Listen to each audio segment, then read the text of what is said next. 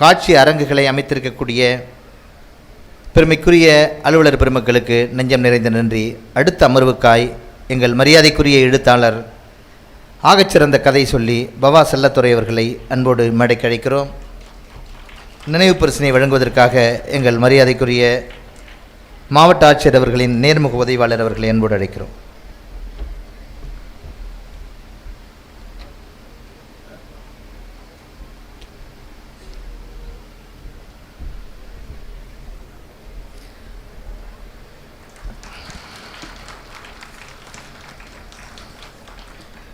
திருவண்ணாமலையில் அவதரித்த தீந்தமிழ் கலைஞன், பெருமொழி தமிழுக்கு கிடைத்த பெருமித கவிஞன், 50 பேருக்கு கதை சொல்லத் தொடங்கி, பக்கத்தில் இருக்கிற 50 பேருக்கு கதை சொல்லத் தொடங்கி, அகிலம் முழுவதும் கதை கேட்க தவமிருக்கும் மனிதர்களால் முட்ட காதலிக்கப்படும் கதை சொல்லி, எல்லா நாளும் கார்த்திகை கட்டுரைக்காய் தமிழக அரசின் சிறந்த கட்டுரைக்கான விருது பெற்றவர், நட்சத்திரங்கள் ஒளிந்து கொள்ளும் கருவறைக்காய் நொய்யல் இலக்கிய விருது பெற்றவர், சென்னாய் படத்தில் நடித்தமைக்காய் 2021 சிறந்த நடிகருக்கான விருது பெற்றவர், ஜோக்கர், பேரன்பு, குடிமகன், சைக்கோ, வால்டர் என வெள்ளித்திரை பயணம் தொடர்கிறது. இவரது சிறுகதைகளெல்லாம் குறும்படங்களாகி பெருமிதத்தை ஏற்படுத்துகின்றன, பெரும் தாக்கத்தை ஏற்படுத்துகின்றன. பெருங்கதையாடல் என்கிற அற்புதமான பெயரில் புதினங்களையும் கதையாய் சொல்லும் புது வித்தை கற்றவர், விளிம்பு நிலை மனிதர்களின் நெகிழ்ச்சியான தருணங்களை உள்ளம் உருக படம் பிடித்து காட்டுபவர், வாசித்த கதைகளை வகையாய் சொல்லுவதால் படைப்பாளிகளின் புத்தகங்களை இவர் வாசித்த கதைகளை வகையாய் சொல்லுவதால் அந்த கதைகளை படைப்பாளிகளின் புத்தகங்களை பல்லாயிரம் பேர் வாசிக்கிறார்கள். ஓர் எழுத்தாளனை, ஓர் கதை சொல்லியை பார்த்து பலர் பரவசப்படுகிறார்கள். பலர் பவாவின் பெயரை மந்திரமாய் உச்சரிக்கிறார்கள். நெகிழ்ச்சியால் பலர் அழுகிறார்கள். வாசித்த கதையை சொல்லியே வாசகர்களை இப்படி கட்டி போடுகிற மந்திரவாதியே, பவா என்கிற போது பலருக்கு உணர்ச்சி, பவா என்கிற போது பலருக்கு மகிழ்ச்சி, பவா என்கிற போது பலருக்கு கண்களில் கண்ணீர். என்னதான் செய்கிறீர் அற்புத மந்திரவாதியே, தமிழின் ஆகச்சிறந்த கதை சொல்லியே, நீயே ஒரு அற்புதம், நீரே ஒரு அற்புதம், வாசிப்பு நிகழ்த்தும் அற்புதம், பெரு வாசிப்பை நிகழ்த்துகிற அற்புதம், அற்புதத்தை தர ஐயா வருக.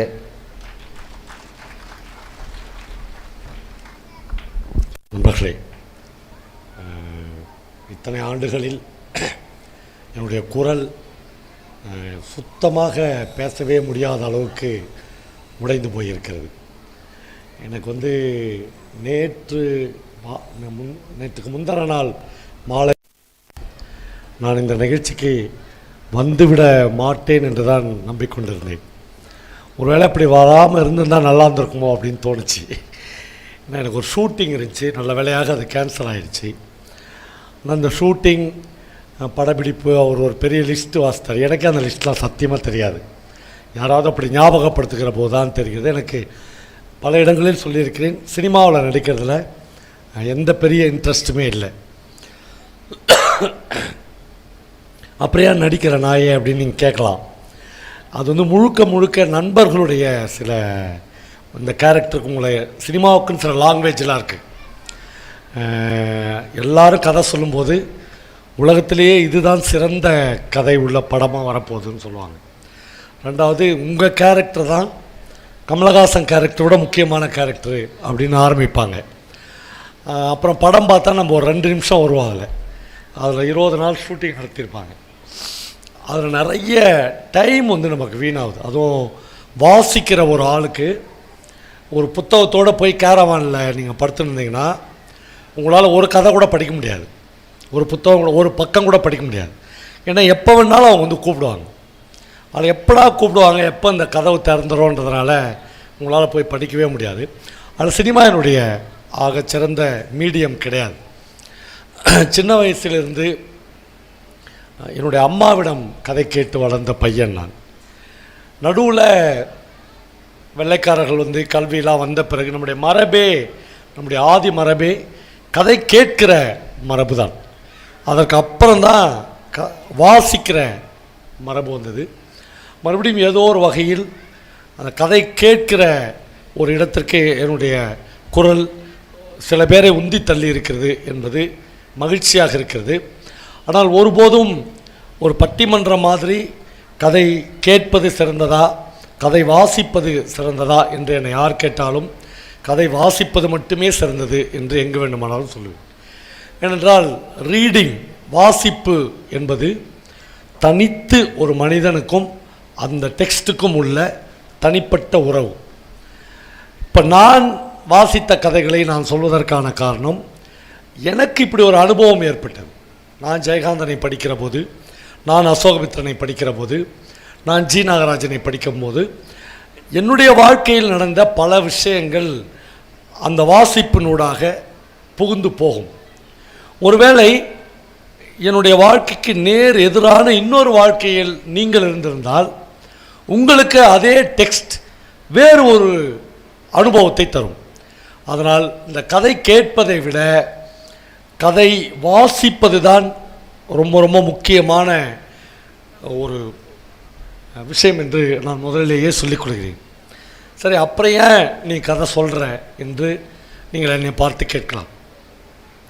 நம்ம கதையும் வாசிக்கலை, கதையும் கேட்கலை, என்னவோ ஒரு மாதிரியான மனநிலையில் 45 வருடங்களுக்காக நமது ரொம்ப ரொம்ப தமிழ்நாட்டில் மிக குறைவானவர்களே இலக்கியங்களை வாசிப்பதும் இலக்கியங்களை கேட்பதுமாக இருந்து விட்டார்கள்.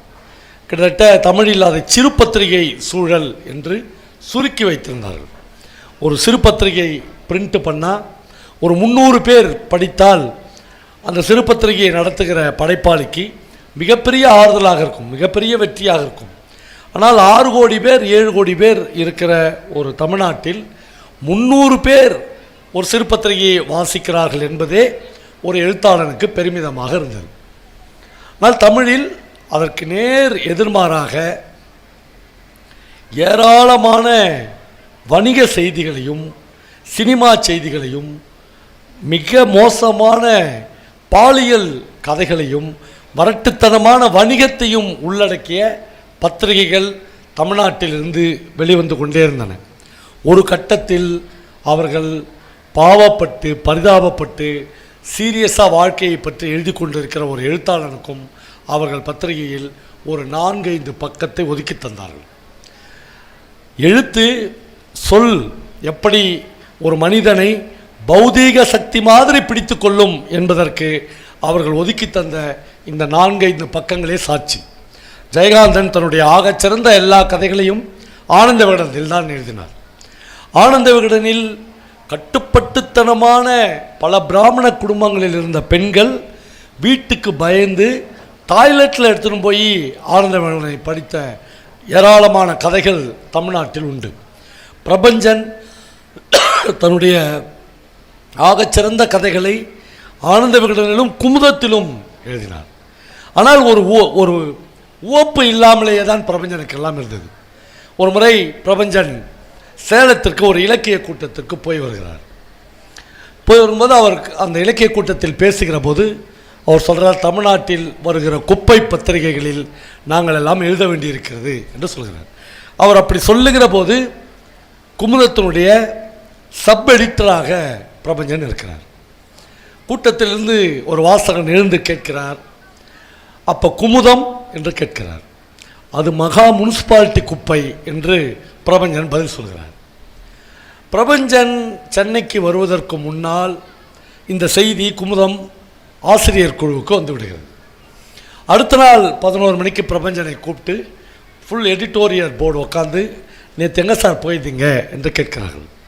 நேற்று சார் ஒரு யதார்த்தமாக பேசுகிறார், நேற்று சேலம் ஒரு இலக்கிய கூட்டத்துக்கு போயிருந்தேன். நேற்று ஞாயிற்றுக்கிழமை இல்லையா சார், அதனால் ஒரு இலக்கிய கூட்டத்துக்கு போயிருந்தேன்னு சொல்கிறார். அங்கே தமிழ்நாட்டிலிருந்து வருகிற பத்திரிகைகள்லாம் குப்பன்னு சொன்னீங்களா என்று கேட்கிறார். ஆமாம் சொன்னேன் என்றார். குமுதத்தை பற்றி என்ன சொன்னீங்க என்று கேட்கிறார்கள். அது மகா முனிசிபாலிட்டி குப்பைன்னு சொன்னேன் என்று ஆசிரியர் குழுவிடமே சொல்கிறார். அப்படி ஒரு முனிசிபாலிட்டி குப்பையாக வருகிற உங்கள் மனதில் இருக்கிற குமுதத்தில் இனிமேல் நீங்கள் பணி செய்ய வேண்டாம் அப்படின்னு எங்கள் ஆசிரியர் குழு நினைக்குது என்று அவர்கள் சொல்லும்போதே பிரபஞ்சன் 14 நாள் வேலை பார்த்துக்கிற சம்பளம் கொடுக்க போகிறேன்னு அப்படி வெளியே வருகிறார். அப்போது ஒரு முழு ஆத்மாவோடு ஒரு முழு இதய சுத்திகரிப்போடு இவர்கள் இந்த பத்திரிகைகளில் எழுதவில்லை. ஆனால் இன்னொரு புறம் இப்படி பிரபஞ்சனும் ஜெயகாந்தனும் அசோகமித்திரனும் குமுதத்திலும் ஆனந்த விடனிலும் எழுதின கதைகள் தான் உலகின் தமிழர்கள் எங்கெல்லாம் இருக்கிறார்களோ அங்கெல்லாம் போய் சேர்ந்திருக்கிறது. ஒரு வகையில் வெகுஜனங்களை அது அடைந்திருக்கிறது. இப்போ நான்லாம் ரொம்ப பிடிவாதமாக ஒரு 20-25 ஆண்டுகள் எந்த வணிக பத்திரிகைகளிலும் எழுத மாட்டேன் என்கிற பிடிவாதமாக இருந்தேன். ஆனால் என்னுடைய கதைகள் ஆனந்த விகடனில் வர ஆரம்பித்த பிறகுதான் நான் பரவலாக எல்லோருக்கும் தெரிய ஆரம்பித்தேன். வேறு வழி இல்லை. அவ்வளோ சிக்கலான ஒரு சமூக சூழலில் நாம் இருந்திருக்கோம். ஒரு எழுத்தாளனாக நக்கீரெல்லாம் எனக்கு தெரிந்து 40 வருடங்களாக சூழலியல் செயல்பாட்டுகளில் தன்னை முழுமையாக ஈடுபடுத்தி கொண்டிருக்கிறார். அவரே ஒரு ரஜினிகாந்த் படத்தில் நடிச்சிட்டார்னா கீழே இறங்கி போக முடியாது அவரால்.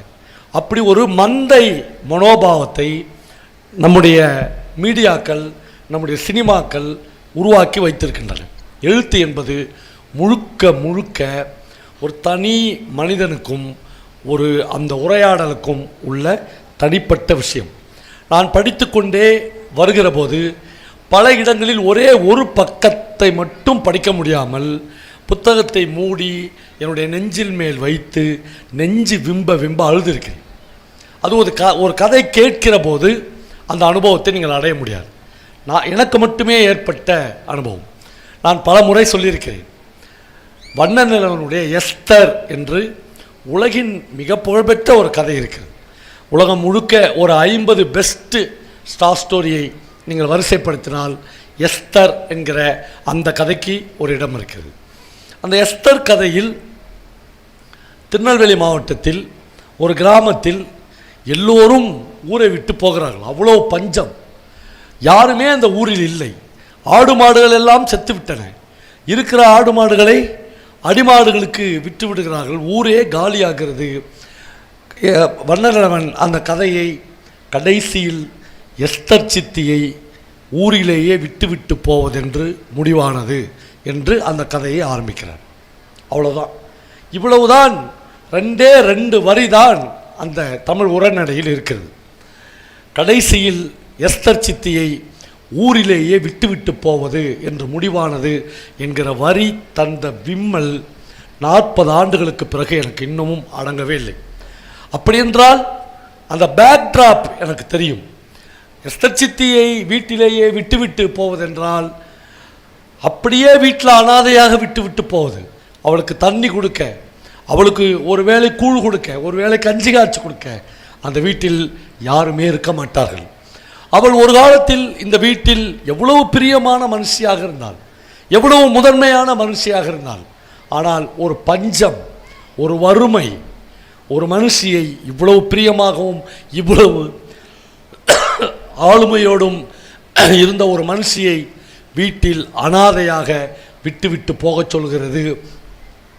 வீட்டில் ஒருவேளை எஸ்தர் சித்தியை அவர்கள் எல்லோரும் விட்டு ஒரு நடுராத்திரியில் அவள் தூங்கி கொண்டிருக்கும் போது வீட்டை காலி பண்ணிவிட்டு எங்கோ பிழைக்க போய்விட்டால் 2 நாட்களில் எஸ்தர் சித்தி பசியின் கொடுமையில் அந்த வீட்டுக்குள்ளேயே செத்து நாறுவாள் என்பது சொல்லப்படாத கதை. நண்பர்களே, எழுதப்பட்ட எல்லா கதைகளிலும் எழுதினதை விட அன்டோல்டாக சொல்லப்படாமல் ஒரு எழுத்தாளன் விடுகிற இடம் மகத்தானது. அந்த எல்லா மகத்துவத்தையும் ஒரு மனிதன் அடைய வேண்டுமென்றால் வாசிப்பு மட்டும்தான். இந்த செகண்ட் என்று ஒரு இடத்தை என்னால் சொல்லவே முடியவில்லை.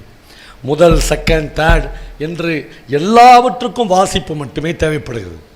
நான் 10ஆம் வகுப்பு படிக்கிற போது எதேச்சையாக ஒவ்வொரு வீட்டுக்கும் ஒரு பின்புலம் இருக்கும். எங்கள் வீட்டில் எங்கள் அப்பா ஒரு டீச்சர். ஆனால் எல்லா ஆசிரியர்களையும் போலவே எங்கள் அப்பாவும் 2nd கிரேடு படித்ததோடு சரி, அதற்கப்புறம் புஸ்தகத்தை எடுத்து படிக்கவே மாட்டார். நீங்கள் நிறைய டீச்சர்ஸை பார்க்கலாம். நான் எம்ஏ எம்எட் முடிச்சிட்டேன், நான் எம்ஃபில் முடிச்சிட்டேன், நான் பிஹெச்டி முடிச்சிட்டேன் என்று சொல்வார்கள். ஒரு டீச்சர் என்பவர் தினந்தோறும் படித்து கொள்ள வேண்டும், தினந்தோறும் வாசிக்க வேண்டும். தினந்தோறும் படிக்க வேண்டும். Is a master. ஒரு ஆசிரியரை குழந்தைகள் மாஸ்டர் என்று ஏன் அழைக்கிறார்கள் என்றால், ஒரு குழந்தைக்கு தெரியாத எல்லா தகவல்களும் அந்த ஆசிரியருக்கு தெரிந்திருக்க வேண்டும். என்னைக்கோ 30 வருஷத்துக்கு முன்னாடி நீ படித்த எம்ஃபில், நீ படித்த PhD அதோடு நின்று விட்டது. உலகம் அதற்கு பிறகு ஏராளமான தொழில்நுட்பங்களை, அறிவியல் வளர்ச்சியை, படைப்பு வளர்ச்சியை கண்டிருக்கிறேன். நான் ஏற்கனவே சொல்லியிருக்கிறேன், ஒரு பள்ளிக்கூடத்திற்கு அல்லது ஒரு ஊருக்கு பள்ளிக்கூடம் ஏன் தேவைப்படுகிறது? பள்ளிக்கூடம் ஒரு ஊருக்கு கண்டிப்பாக இருந்தாக வேண்டுமா? அல்லது நம்ம ரோட்டில் தினந்தோறும் பார்க்குற அந்த மஞ்சா வேன், புள்ள பிடிக்கிற வேன் மாதிரி இப்படி அப்படியும் போய் வருதில்ல, அதெல்லாம் ஒரு ஊருக்கு தேவைதானா என்று நாம் யோசித்து பார்க்கலாம். ஒரு ஊருக்கு பள்ளிக்கூடம் இருக்கிறது, விதவிதமான பள்ளிக்கூடங்கள் இருக்கிறது. அப்புறம் ரொம்ப எக்ஸ்ட்ரீம் போய் வேனை ஏசி பண்ணுறான். காலையில் ஒரு குழந்தைய ஒரு ஏசி வேனில் ஏற்றி ஒரு ஏசி கிளாஸ் ரூமில் போய் படிக்க சொல்கிறான். ஒரு ஏசி கிளாஸ் ரூம்லேருந்து அந்த குழந்தையை விடுபட்டு சாயங்காலம் வீட்டுக்கு ஏசி வேனில் போய் ஏசி அறையில் இருக்கிற ஒரு குழந்தைக்கு இப்போ அந்த குழந்தை படித்து ஒரு RDOவாக வருது. ஒரு ரெவன்யூ டிபார்ட்மெண்ட்டில் ஒரு முக்கியமான வேலைக்கு வருகிறார்கள். நீங்கள் ஒரு சாதாரண விவசாயியோ ஒரு மீனவரோ அவர்கிட்ட போய் ஒரு சர்டிஃபிகேட்டுக்காக நிற்கிறார்கள். இவன் உடம்புல இருந்து வர சுமலே அந்த குழந்தைக்கு பிடிக்காது. ஏனென்றால் வேர்வையை, மனித மேலிருந்து வீசுகிற நாற்றத்தை எதுவுமே தெரியாமல் ஃப்ரிட்ஜில் வைக்கப்பட்ட வெஜிடபிள் மாதிரி வளர்ந்த ஒரு குழந்தை. மனிதனுடைய ஸ்பரிசம், மனிதனுடைய அன்பு, மனிதனுடைய பேரன்பு எதையுமே தெரியாத ஒரு கவர்மெண்ட் ஆஃபீஸராக அந்த குழந்தை. இந்த சிக்கல் தான் இன்றைக்கு இந்தியாவில் பல IAS அதிகாரிகளிடம் நாம் பார்ப்பது. அப்படி இல்லை. ஒரு குழந்தை என்பது வெயிலில் நனைந்து, மழையில் நனைந்து, வெயிலில் காய்ந்து, அடிப்பட்டு, உதைப்பட்டு, அவமானப்பட்டு, பஸ்ஸு நெரிசலில் ஏறி இறங்கி, புத்தக பையை வச்சுக்கின்னு ஏறி இறங்கி தன்னுடைய ஸ்கூலை பார்த்து நடந்து போய் படித்து வந்து அனுபவம் பெற்ற ஒரு குழந்தைக்குத்தான் தன் சக மனிதனின் வலி என்னவென்று தெரியும்.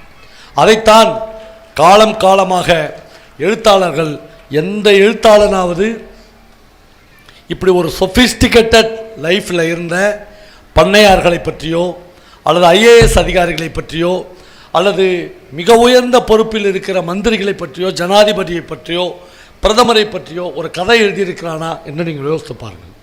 ஏனென்றால் கதைகளுக்கு அப்பாற்பட்டவர்கள் அவர்கள். எழுத்தாளனை பொறுத்தவரையிலும் இந்த கேடரில் இருக்கிற யாரையும் அவன் ஒரு மனுஷனாகவே மதிக்கிறதில்லை. அவனுடைய உலகம் வேறு. அவனுடைய உலகத்தில் பாலியல் தொழிலாளிகள், திருடர்கள், பிட்பாக்கெட் அடிப்பவர்கள், விவசாயிகள், கூலி வேலை செய்பவர்கள், லாரியில் லோட்மேன்கள், இரவில் ஒரு இருட்டில் நின்று கொண்டு பாலியலுக்கு 5 ரூபாய்க்கு வரையா என்று கேட்கிற ஒரு பெண் தொழிலாளி, இவர்களே எல்லா உலகத்தில் இருக்கிற எல்லா படைப்பாளிகளின் ஆகச்சிறந்த கருப்பொருட்களாக இருக்கிறார்கள். ஏனென்றால் இவர்களை பற்றி எழுதுவதற்குத்தான் ஒரு எழுத்தாளர் வேண்டும். இவர்களை பற்றி சொல்வதற்குத்தான் ஒரு பேச்சாளர் வேண்டும். இவர்களின் மொழியை மொழிபெயர்க்கத்தான் ஒரு கவிஞன் வேண்டும் என்று நான் கருதுகிறேன். அனாதைகள் எப்படி தூங்குவார்கள் என்று உங்களுக்கு தெரியுமா என்று இசை ஒரு கவிதை எழுதியிருக்கிறார். அந்த கவிதையில் அனாதைகள் தங்களுடைய இரு கைகளையும் தலைக்கு பின்னால் வைத்து ஒரு மாதிரியாக உருக்களித்து படுத்து தூங்குகிறார்கள். ஒவ்வொரு ஊரிலும் அனாதைகள் படுத்து தூங்குவதற்கு என்னென்ன இடங்கள் இருக்கின்றன என்று ஒரு கவிஞன் கண்டுபிடிக்கிறான். அவனுக்கு ஒரு ஏசி அறையிலோ ஒரு பெரிய பங்களாவுக்குள்ளோ நாம் எல்லாவற்றையும் நாம் ரொம்ப பெரிய யோகியங்கள் மாதிரி இன்றைக்கி மேடை போட்டு பேசுகிறோம். ஆனால் நாம் இந்த சமூகத்துக்கு செய்திருக்கிற தீமைகள் என்பது கொஞ்சம் நஞ்சம் இல்லை. முதல்ல ட்ரெடிஷ்னலாக மரபு ரீதியாக இருந்த நம்முடைய ஓட்டு வீடுகள், நம்முடைய கூரை வீடுகள், இது எல்லாத்தையும் நம்ம படித்து ஒரு வேலைக்கு வந்த உடனே அதை முதல்ல செஞ்ச விஷயம் அது எல்லாத்தையும் இடித்தது தான். அந்த எல்லா வீடுகளிலும் திண்ணைகள் இருக்கும். திண்ணை உள்ள ஒரு வீட்டில் வழிப்போக்கர்கள், பயணிகள் யார் வேண்டுமானாலும் போய் உட்கார்ந்து கொள்ளலாம். அவர்கள் என்ன ஜாதி, என்ன மதம் எதுவும் விசாரணைக்கு உட்பட்டதில்லை. அந்த வீட்டில் இருக்கிறவர்கள் வெளியில் வந்து எட்டி பார்த்துவிட்டு யாரோ ஒரு பயணி உட்கார்ந்து கொண்டு இருக்கிறார் என்றால், காலையில் 11 மணி என்றால் ஒரு சொம்பு மோர் எடுத்து வந்து கொடுப்பாங்க. மதியானம் சாப்பிட்ற நேரத்தில் அவர் உட்காந்துக்கிறாருன்னா இவங்க சாப்பாட்டில் அவருக்கும் ஒரு பிளேட் சாப்பாடு உண்டு. இரவில் இவர்களை கேட்காமலே ஏந்த திண்ணையில் அவர் தூங்கிவிட்டு காலையில் எழுந்துச்சி ஒரு காப்பி கொடுத்தாயி என்று சொல்லிவிட்டு காஃபி குடித்து விட்டு போவார். ஆனால் நம்முடைய வீடுகளின் அமைப்பையே நம்ம பெட்டி வீடுகளாக மாற்றிவிட்டோம். இந்த திண்ணையெல்லாம் உடைச்சி எடுத்துட்டோம். எல்லா வீடுகளும் செவ்வக வடிவில் கட்டப்பட்டு விட்டன. 3 கேட் போடுகிறோம். உள்ளே வந்து ஒரு கிரில் கேட் 2.5 லட்சம் 3 லட்சம் செலவு பண்ணி ஒரு தேக்கு கதவு. உலகத்தில் அந்த கதவை கடவுள் கூட வந்து திறக்க முடியாது, அப்படி ஒரு கதவு. அப்புறம் ஒரு காம்பவுண்ட் சுவர், அந்த காம்பவுண்ட் சுவருக்கு ஒரு இரும்பு கேட், உள்ள ஒரு பூட்டு வெளியே ஒரு பூட்டு. அப்படின்னா என்ன அர்த்தம்? என் வீடுறா இது, என் பொண்டாட்டி என் புள்ள, நாங்கள் மட்டும் வாழ்ந்துக்கிறோம், நாங்கள் மட்டும் சாப்பிட்டுக்கிறோம். நீ எக்கேடாச்சும் கெட்டு தொலை, உனக்கும் இந்த வீட்டுக்கும் எந்த சம்பந்தமும் இல்லை. ஒரு பயணி இப்படி ஒரு வீட்டுக்குள்ளே நுழையவே முடியாது, இந்த வீட்டில் நின்று பிச்சை கேட்க முடியாது. எனக்கு கேரளாவில் நான் போன வருஷம் போன போது ஒரு மிகப்பெரிய வீட்டை திறக்க சொல்லி என்னை கூட்டின்னு போனாங்க. எனக்கு அது பெரிய வீடெலாம் தெரியாது, தெரிஞ்சிருந்தால் போயிருக்க மாட்டேன். அங்கே போனால் அப்படியே பயந்து நடுங்கிட்டேன் நான். அந்த வீடு 24 கோடி ரூபாயில் கட்டப்பட்ட வீடு. இந்தியாவில் தி பெஸ்ட் ஹோம் என்று அதற்கு அவார்டு கொடுத்திருக்கிறார்கள். அதனால் அந்த ஆர்கிடெக்ட் எங்களெல்லாம் கூப்பிட்டு ஒரு விருந்து கொடுத்தார். நான் சொன்னேன், இந்த வீட்டை நான் அடி மனதிலிருந்து வெறுக்கிறேன்னு பேசினேன். எல்லோரும் சொன்னாங்க அந்த வீட்டுக்காரர் ரொம்ப கஷ்டப்படுவாருன்னு. ஆனால் அவர் எனக்கு தான் பக்கத்தில் உட்காந்து எறா எடுத்து வச்சார். அவர் சொன்னார், பவானா நான் வந்து ஒரு கடையில் ஒரு சேல்ஸ் பையனாக வேலை செஞ்சவன், இன்றைக்கி துபாயில் இருக்கேன், தனிப்பட்ட முறையில் ஒரு ஷிப் வாங்கியிருக்கிறேன், நான் வந்தால் தங்குவதற்கு தான் இந்த வீடு கட்டியிருக்கிறேன். 8 பெட்ரூம் இருக்குது அந்த வீட்டில். அவரே வருஷத்துக்கு ஒரு நாள் தான், ஒரு மாதம் தான் வருவார், மீதி 11 மாதம் அவர் துபாயில் இருக்க போகிறார். இந்த 8 பெட்ரூம் உள்ள வீடு இந்த 11 மாதமும் பூட்டி இருக்க போகிறது. அப்போது மனித அகங்காரம் என்பது லிட்ரேச்சருக்கு, இலக்கியத்திற்கு முழுக்க எதிரான விஷயமாக இருக்குது. இப்படி 3 கேட் போட்டு நம்ம என்னடா பண்ணுறோம் அப்படின்னு பார்த்தா, உள்ள ரூமுக்குள்ளே ஏசி போட்டு, பல வீடுகளில் ஏசி போடாமல் சில வீடுகளில் ஏசியும் போட்டு நாய் வளர்க்குறான். அது சௌரியமாக வச்சுக்கலாம், எந்த மனித நாயும் உள்ளே வராத அப்படின்னு 3 கேட்டு போட்டு உள்ள நாய் வளர்க்குறான். நாயோடைய வாழ்க்கை நடத்துகிறான். காலையில் 6 மணிக்கு வாக்கிங் கூட்டின்னு போகிறான், அதுக்கு பிஸ்கெட் வாங்கி கொடுக்குறான். அதெல்லாம் ஓகே, ஒரு சக ஜீவியை நீ நேசிப்பது என்பதை நாங்கள் ஒத்துக்கொள்கிறோம். ஆனால் மனிதர்களே வரக்கூடாத ஒரு வீட்டை நிர்மாணிக்க நாம் கற்றுக்கொள்கிறோம். அப்போ இங்கே தான் ஒரு இலக்கியவாதியின் தேவைப்படுகிறது ஒரு சமூகத்துக்கு.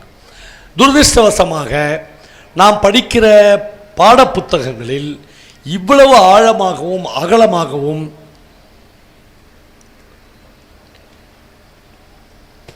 மனித வாழ்க்கை பேசப்படவில்லை.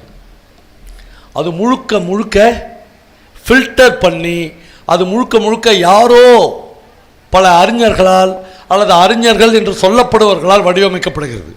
உதாரணத்துக்கு இந்திய சுதந்திர போராட்டத்திற்காக பாடுபட்ட வாஞ்சிநாதன் என்கிற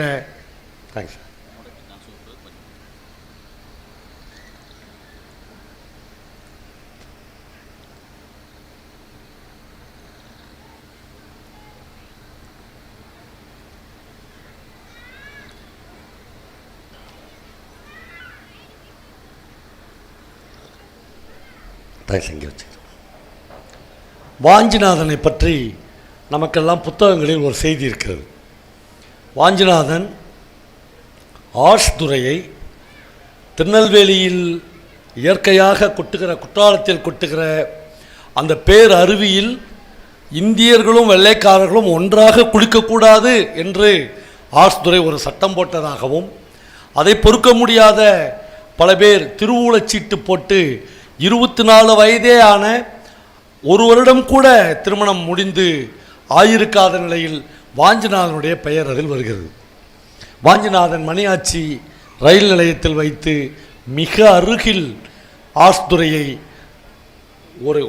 ஒரு அடி தூரத்தில் வைத்து தன்னுடைய துப்பாக்கியால் சுட்டு கொலை செய்கிறான். அந்த ரயில் நிலையமே பரபரப்பாக இயங்குகிற போது ஒரு கழிப்பறையில் போய் உள்ளே தாழிட்டுக் கொள்கிறான்.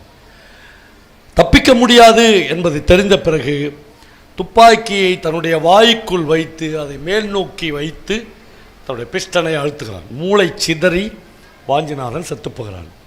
வாஞ்சிநாதன் மிகப்பெரிய தேச தியாகி என்று இன்றைக்கு வரையிலும் நீங்களும் நம் குழந்தைகளும் படித்து கொண்டே இருக்கிறோம். ஆனால் சமீபத்தில் ரொம்ப நாட்களுக்கு முன்னாலேயே இதை பற்றியான மறுவாசிப்பு ஒன்று வந்திருக்குது. குழந்தைகளுக்கு இப்படி விவாதபூர்வமான கல்வியை ஒரு கல்வி அமைப்பு தர வேண்டும். நான் சொல்லித்தரேன், நான் என் டெக்ஸ்ட் புக்கில் இருக்குது, வாதியார் சொல்லுவாரே அதை மட்டும் படி என்று சொல்வது அவர்களை ஒற்றைத்தன்மை உடையவர்களாய் மாற்றும். இந்த நாடு ஒற்றைத்தன்மை உடையதாய் மாற்றப்படுவதற்கு இப்படிப்பட்ட கல்வி முறைகள் எல்லாம் காரணமாக இருக்கிறது. இப்போது அந்த வாஞ்சிநாதனை பற்றியான இன்னொரு செய்தி இருக்குது, அது ரொம்ப முக்கியமான செய்தி.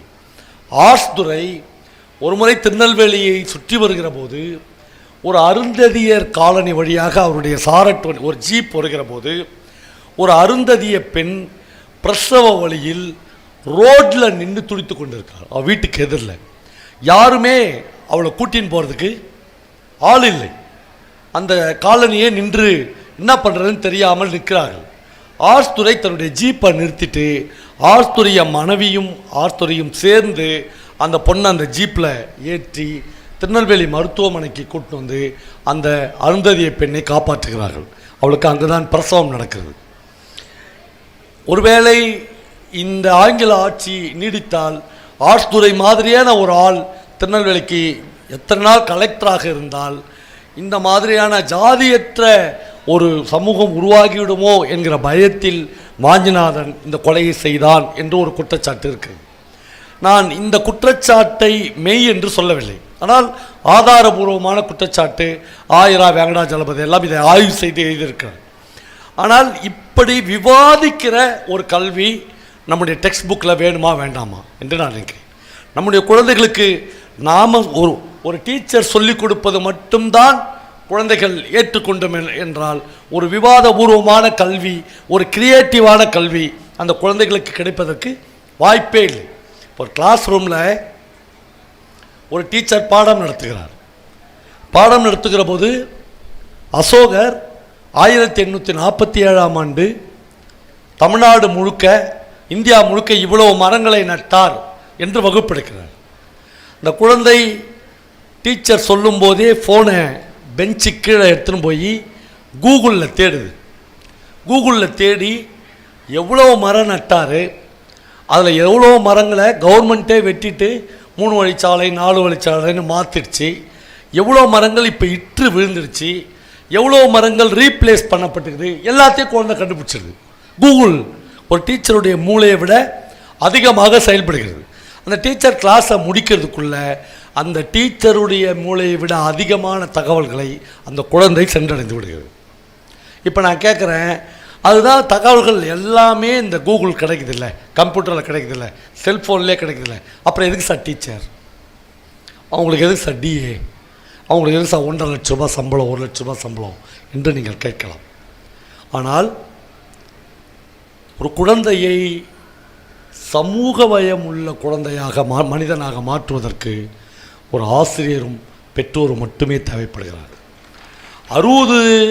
60 குழந்தைகள் இருக்கிற ஒரு வகுப்பறையில் காமாட்சி இங்கே வா என்று கூப்பிட்டு 59 மாணவிகள் மத்தியில் அந்த குழந்தையின் தலையை கோதி 15 நாளைக்கு முன்னாடி அம்மா செத்துட்டாங்களே, யார் வீட்டில் சாப்பிட்ற என்று எந்த கூகுளும் கேட்காது, எந்த செல்ஃபோனும் கேட்காது. அப்போது ரத்தமும் சதையும் உணர்வும் உள்ள இன்னொரு மனுஷி, இன்னொரு டீச்சர் ஒரு குழந்தைக்கு தேவைப்படுகிறார்கள்.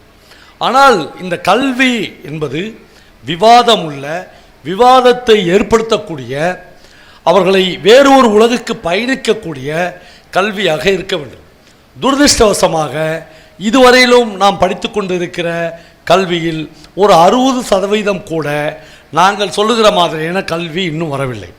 அதனால்தான் தொடர்ந்து எழுத்தாளர்கள் வகுப்பறைகளுக்கு வெளியே போங்க என்று குழந்தைகளை சொல்கிறோம். இது ஒரு வகையில் அராஜகம்தான். அரசாங்கம் வகுப்பறைகளுக்கு உள்ளே வாங்க என்று குழந்தைகளை கூப்பிடுது, நாங்கள் வகுப்பறைகளுக்கு வெளியே போங்க என்று சொல்கிறோம். ரெண்டு ஒன்று தான். வகுப்பறைகளுக்கு உள்ளே நீங்கள் 10% கற்றுக்கொண்டால் வகுப்பறைகளுக்கு வெளியே நீங்கள் 90% கற்றுக்கொள்ள முடியும். ஒரு சக மனிதனை கற்றுக்கொள்ளாமல், ஒரு சக மனிதனின் வாழ்க்கையை அறிந்து கொள்ளாமல், ஒரு சக மனிதனின் கிளாஸ் வர்க்கத்தை என்னவென்று உங்களுக்கு தெரிந்து கொள்ளாமல் 2-3 நாட்கள் வெளியில் போய் சொல்லி பொறுக்கிட்டு சனிக்கிழமையும் ஞாயிற்றுக்கிழமையும் விற்றுட்டு திங்கக்கிழமை காலையில் ஸ்கூலில் வர வந்தால் நம்ம கூட படிக்கிற நம்முடைய சக மாணவன் என்று ஒரு குழந்தைக்கு உணர்த்தாமல் அந்த குழந்தையை வெறும் 8 பாடங்களை படிக்க வைப்பதில் ஒரு பிரயோஜனமும் இருக்கப் போவதில்லை நண்பர்களே. அப்புறம் இந்த கிரியேட்டிவான கல்வி, இந்த படைப்பூக்கமான கல்வி என்பது மிக மிக அவசியமாகிறது. ஒரு ஃபிசிக்ஸ் டீச்சர் பாடம் நடத்துகிறார். மேலே ஒரு கோடு கீழே ஒரு கோடு போட்டு இணைக்கோடுகள் ஒன்றாக சேராது சொல்கிறார். 40 பேர் அந்த வகுப்பில் இருக்கிறார்கள். 39 பேர் அதை அப்படியே ஆமோதிக்கிறார். ஒரு குழந்தை எழுந்து ஏன் டீச்சர் சேராது என்று கேட்கிறார்கள். டீச்சருக்கே தெரியாது. ஏன்னா இணைக்கோடுகள் ஒன்றாக சேராதுன்னு மட்டும்தான் அவங்க படித்திருக்காங்க. அவங்களுக்கு இந்த கேள்வி புதுசாக இருக்கிறது. அல்லது ஒரு ஸ்டூடெண்ட் இதை கேட்க மாட்டான் என்று அவர்கள் உள்ளூர நம்புகிறார்கள். அவங்க உடனே போர்டில் 2 கோடு போட்டு இந்த கோடு மேலே போகுது, இந்த கோடு கீழே போகுது, இதை எப்படி ஒன்றா சேர்க்க முடியும் என்று கேட்கிறார். அந்த பையன் அதோடு விடுவதாக இல்லை. அவன் கேட்கிறான், இந்த கோடுகளை போர்டுக்கு வெளியே எடுத்துன்னு போங்க என்று சொல்கிறான். கோடுகளை போர்டுக்கு வெளியே எடுத்துன்னு போனால் நம்முடைய உலகம், நம்முடைய பூமி உருண்டையானது. பிரபஞ்சத்தின் ஏதோ ஒரு புள்ளியில் இந்த இணைக்கோடுகள் ஒன்று சேரும் என்று அந்த பையன் சொல்கிறான். அந்த பையன்தான் இந்த 39 பேரும் பிடி அசிஸ்டன்ட் ஆகிடுவாங்க, ரெவன்யூ இன்ஸ்பெக்டர் ஆகிடுவாங்க, தாசில்தார் ஆகிடுவாங்க. அந்த ஒரு பையன்தான் விஞ்ஞானியாக மாறுவான். நாம் அந்த பையனைத்தான் சின்ன வயதிலேயே அவனுடைய கனவுகளைத்தான் ஏதோ ஒரு வகையில் கருக்கி விடுகிறோம். அப்போது ஒரு படைப்பூக்கமான கல்வி நமக்கு தேவைப்படுகிறது. துரதிர்ஷ்டவசமாக இந்த படைப்பூக்கமான கல்வி என்பது பாடப்புத்தகங்களில் மிக மிக குறைவாக இருக்கிறது. பாடப்புத்தகங்களை தவிர்த்து புத்தக கண்காட்சியில் கிடைக்கிற புத்தகங்களில் 90% அதுவாகத்தான் இருக்கிறது.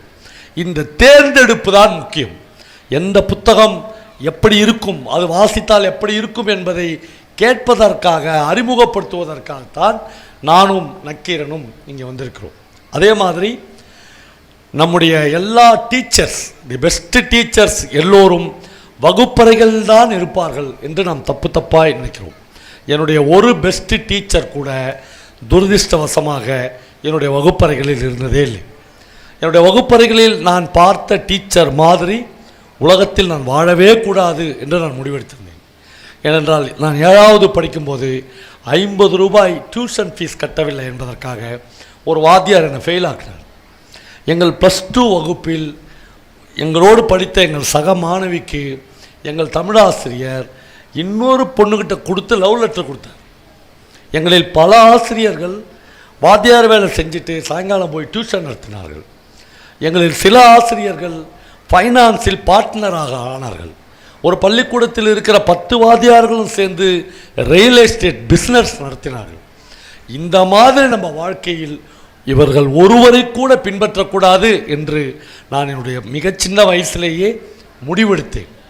அப்போ உங்களுக்கு யார் சார் பெஸ்ட் ரைட்டர், உங்களுக்கு யார் சார் பெஸ்ட் டீச்சர் என்றால், என்னுடைய எல்லா பெஸ்ட் டீச்சர்களும் வகுப்பறைகளுக்கு வெளியே புத்தகங்கள் எழுதுபவர்களாக இருந்தார்கள், ஓவியம் வரைபவர்களாக இருந்தார்கள், இசை அமைப்பாளர்களாக இருந்தார்கள், சிற்பம் தீட்டுபவர்களாக இருந்தார்கள். இவர்களை என்னுடைய சின்ன வயதிலேயே நான் படிக்க ஆரம்பித்தேன். என்னுடைய 10ஆம் வகுப்பில் ஜெயகாந்தனின் ஒரு மனிதனும் சில எருமை மாடுகளும் என்கிற ராணிமுத்தில் வந்த ஒரே ஒரு நாவல் தான் என்னை எழுத்தாளனாக மாற்றியது. அந்த கதை எனக்கு தந்த பாதிப்பு, அந்த கதை எனக்கு ஏற்படுத்தின விவாதம், எனக்குள் ஏற்படுத்தின விவாதம், எனக்குள் ஏற்படுத்திய தர்க்கம் வாழ்க்கையை வேறு மாதிரியாக என்னை பார்க்க வைத்தது. ஆக நண்பர்களே, சின்ன வயதிலிருந்து உங்கள் குழந்தைகள் பாடப்புத்தகத்தை விட்டுவிட்டு ஒரு கதை புத்தகத்தை எடுக்கிற போது ஏதோ எலக்ட்ரிக் ஷாக் வந்த மாதிரி தயவு செய்து அலர்ந்து போகாதீர்கள். அந்த குழந்தை ஒரு புத்தகத்தை எடுத்து பிரிக்கிறது என்றால் இன்னொரு மனிதனை வாசிக்க ஆரம்பித்திருக்கிறது என்ற அர்த்தம். உங்கள் குழந்தை ஒரு புத்தகத்தை ஸ்பரிசிக்கிறது என்றால் அது நீங்கள் அல்லாமல் இன்னொரு மனிதனை தெரிய ஆரம்பித்திருக்கிறது என்ற அர்த்தம். நமக்கு கிடைத்திருப்பது ஒரே ஒரு வாழ்க்கை தான்.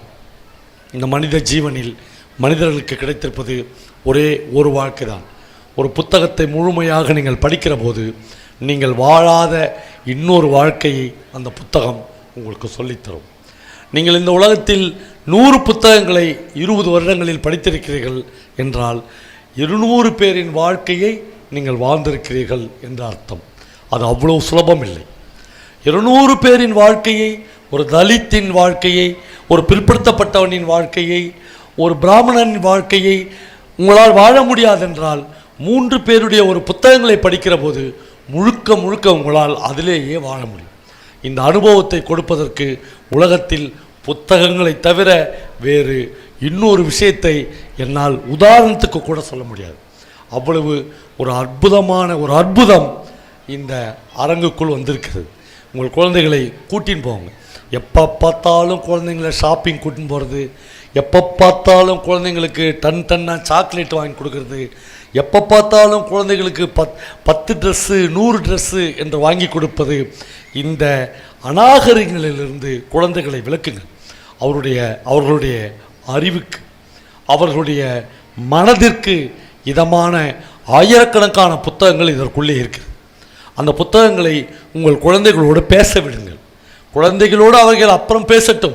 நீங்கள் முதலில் அந்த குழந்தைகளோடு அந்த புத்தகங்களோடு பேசுங்கள். ஒருவேளை ஒரு சிகரெட் பிடிக்கிற அப்பாவை பார்த்து கொண்டு இருக்கிற ஒரு குழந்தைக்கு நாமும் சிகரெட் பிடிக்க வேண்டும் என்று தோன்றும். சின்ன வயதிலிருந்து ஒரு புத்தகம் படித்து கொண்டிருக்கிற அப்பாவையோ அம்மாவையோ பார்க்கிற ஒரு குழந்தைக்கு அப்பா மாதிரி அம்மா மாதிரி நாமும் புத்தகங்களை படிக்க வேண்டும் என்று தோன்றும். அப்படி ஒரு அற்புதமான சூழலை இன்றைக்கு நாகப்பட்டினம் மாவட்டம் இந்த புத்தக அரங்குக்குள் கொண்டு வந்திருக்கிறது. தயவு செய்து புத்தகங்களை உங்கள் குழந்தைகளுக்கு அறிமுகப்படுத்துங்கள். ஒருவேளை அது உங்களுக்கு மன ரீதியாக பிடிக்கவில்லை என்றால் அட்லீஸ்ட் அமைதியாக இருங்கள். குழந்தைகளே தங்களுடைய உலகத்தை தேர்ந்தெடுத்துக் கொள்வார்கள். நன்றி.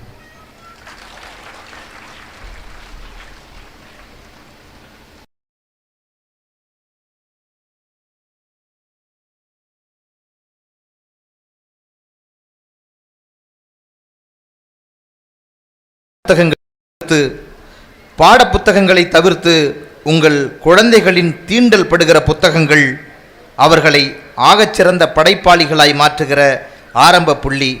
முதல் முறையாய் நாகைக்கு வருகை தந்து வாசிப்பு நிகழ்த்துகிற அற்புதத்தை நெகிழ்ச்சியாய் எடுத்துரைத்திருக்கிற எங்கள் பிரியமான கதை சொல்லிய வேறென்ன தர முடியும் உங்களுக்கு?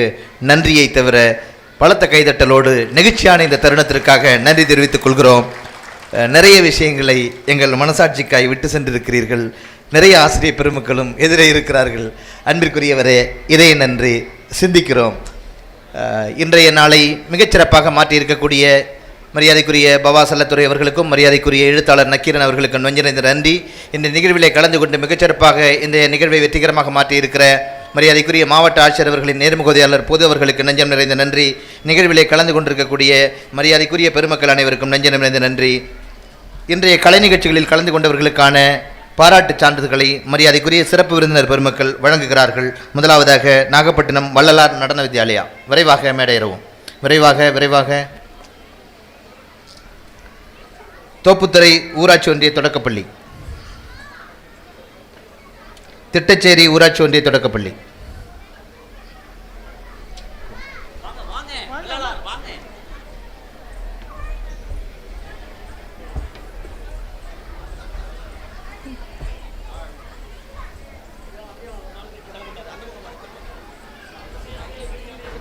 தோப்புத்துறை ஊராட்சி ஒன்றிய தொடக்கப்பள்ளி, திட்டச்சேரி, மோகனூர்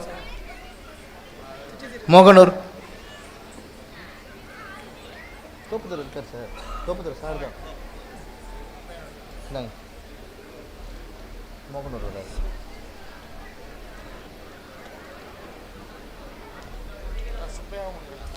சுப்பையா உதவி நடுநிலைப்பள்ளி,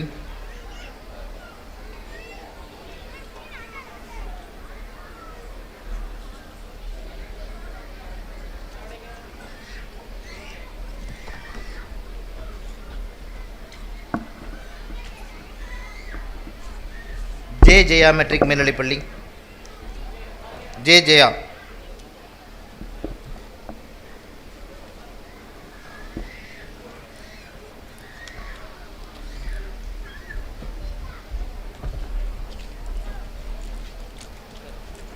நாகூர் மாடர்ன் மெட்ரிக் மேல்நிலைப்பள்ளி,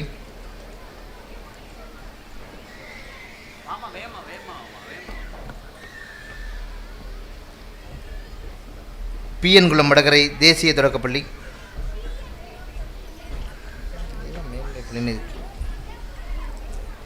லிட்டில் ஸ்டார் நடனப்பள்ளி,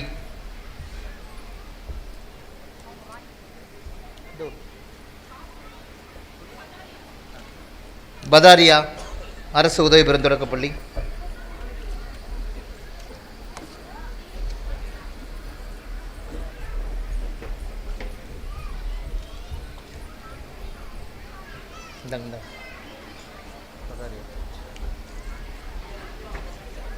நீங்கள் எந்த ஊர் வேறையா இருக்கா? Little star,